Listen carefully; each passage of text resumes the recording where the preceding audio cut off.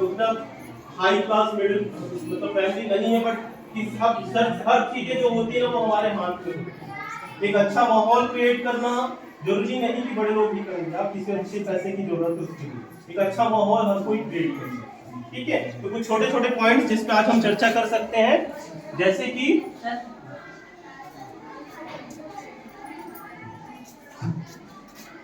Parenting के परिप्रेक्ष्य में आप अपने लक्ष्यों को निर्धारित करें, क्योंकि हम एजुकेशन क्यों दे रहे हैं, शिक्षा क्यों दे रहे हैं, हम बच्चों को शिक्षा क्यों दे रहे हैं, क्यों?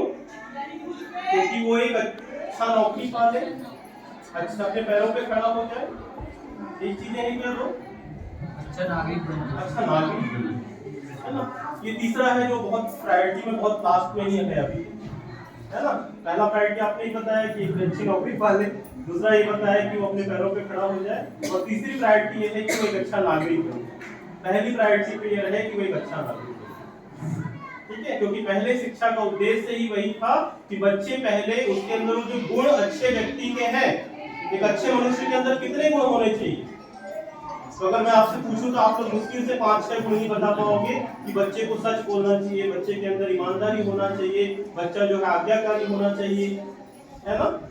इसके अलावा बहुत सारे ऐसे गुण हैं जो बच्चों के अंदर विकसित हो रहे हैं, है ना। तो पहले हम बच्चों के परिप्रेक्ष्य में लक्ष्य तय करें कि मुझे बच्चे को कैसा बनाना है, और जब हम उसकी पेरेंटिंग कर रहे हैं ना तो हमेशा उस चीज का ध्यान रखें कि वो जो लक्ष्य था उसी लक्ष्य के ऊपर हम अपनी पेरेंटिंग कर रहे हैं कि नहीं। अगर बच्चे को डॉक्टर बनाना है तो किसकी तैयारी करनी पड़ेगी? एमबीबीएस की तैयारी करनी पड़ेगी। तो एमबीबीएस की तरफ हम बढ़ रहे हैं कि नहीं बढ़ रहे, ये लक्ष्य हमको शुरू से निर्धारित करना होता है। ठीक है, आगे चलते हैं। एक चाणक्य ने बहुत अच्छी बात कही है जो आपको मैं सुनाता हूँ कि दुनिया में दो ही सच्चे ज्योतिषी हैं, दुनिया में दो ही सच्चे ज्योतिषी हैं, जो मन, एक तो मन को समझने वाली माँ होती है और दूसरा जो है वो भविष्य को जानने वाला पिता। ठीक है, तो हम जो मन को समझने वाली माताएं हैं और उससे ज्यादा इंपॉर्टेंट बच्चे के भविष्य को बनाने वाले पिता होते हैं।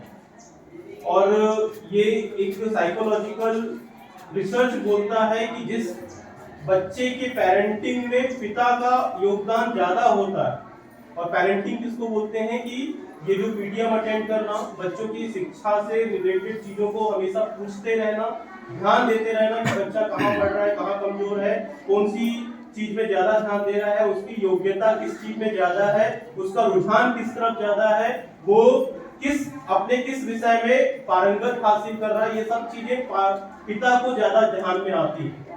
तो अगर पिता ज्यादा जागरूक है तो उसके जो बच्चे होते हैं वो ज्यादा जिम्मेदार होते हैं, वो ज्यादा अपने अपने जो सफलता है उसमें ज्यादा आगे बढ़ते हैं। ठीक है, तो इस चीज को आप ध्यान में रखेंगे। आगे चलते हैं। जो दूसरा टॉपिक है वो है कि बच्चों को प्यार करें और जाहिर भी करें। मैडम ने आपने यहाँ पे एक मैडम ने कहा भी आपको कि हम अपनी जीवन में इतने व्यस्त है ना कि बच्चों को प्यार करना भूल जाते हैं, है ना। बच्चों को प्यार करना, बच्चों को सही समय पर उनको दुलारना, उनको लाड करना, ये भूलना नहीं है। हमेशा बच्चों के प्रति अपने प्यार को जाहिर करो, उनको बताओ कि हाँ बेटा हम आपके पीछे लगे हुए हैं, आपके साथ हमेशा प्यार करते हैं, है ना। तभी वो आपसे चीजों को शेयर करेंगे। कितने पेरेंट्स ऐसे हैं जिनसे बच्चे शेयर करते हैं अपनी लगभग सारी चीजें, बहुत बढ़िया, है ना। और इसीलिए आप लोग यहाँ पर बैठे हुए हो क्योंकि आप लोग जागरूक पेरेंट है कि नहीं। बाकी जो पेरेंट्स नहीं है वो शायद उतनी उस महत्ता नहीं देते हैं पेरेंटिंग को, इसलिए वो आ भी नहीं पाए होंगे, लेकिन आप लोग क्योंकि जागरूक पेरेंट्स हैं इसलिए यहाँ पर बैठे हैं, तो ये इस काम आप हमेशा करें। तीसरा ये कि उदार और सकारात्मक पेरेंटिंग का अभ्यास करें। हम अधिकतर अपने जीवन में बहुत सारी नकारात्मक चीजों से गुजर रहे होते हैं, ठीक है, लेकिन उनका प्रभाव कोशिश करें कि अपने बच्चे पर कम पड़े। ऐसा नहीं होता कि हम हमेशा खुश रहें, बट बहुत सारी चीजें हमारे आसपास चल रही होती है, लेकिन उन चीजों के प्रभाव को अपने बच्चों पर कम से कम रखें, तभी आपका बच्चा उन चीजों को अपने जीवन में उन चीजों का प्रभाव नहीं झेले। नहीं तो आप जो चीजें झेल रहे